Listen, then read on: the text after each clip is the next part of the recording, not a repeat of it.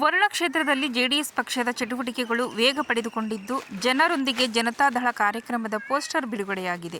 ಪಟ್ಟಣದ ಆದಿಚುಂಚನಗಿರಿ ರಜತೋತ್ಸವ ಕಲ್ಯಾಣ ಮಂಟಪದಲ್ಲಿ ನಡೆದ ಕಾರ್ಯಕ್ರಮದಲ್ಲಿ ಜೆಡಿಎಸ್ ಮುಖಂಡ ಅಭಿಷೇಕ್ ಮಣಿಗಾರ್ ನೇತೃತ್ವ ವಹಿಸಿದ್ದರು.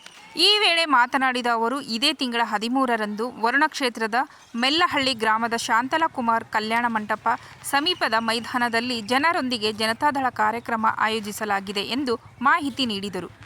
ಕಾರ್ಯಕ್ರಮಕ್ಕೆ ಜೆಡಿಎಸ್ ಯುವ ಘಟಕದ ಅಧ್ಯಕ್ಷ ನಿಖಿಲ್ ಕುಮಾರಸ್ವಾಮಿ ಆಗಮಿಸಲಿದ್ದು, ಹೆಚ್ಚಿನ ಸಂಖ್ಯೆಯಲ್ಲಿ ಕಾರ್ಯಕರ್ತರು ಭಾಗವಹಿಸಿ ಕಾರ್ಯಕ್ರಮವನ್ನು ಯಶಸ್ವಿಗೊಳಿಸಬೇಕು ಎಂದು ಕರೆ ನೀಡಿದ್ದರು.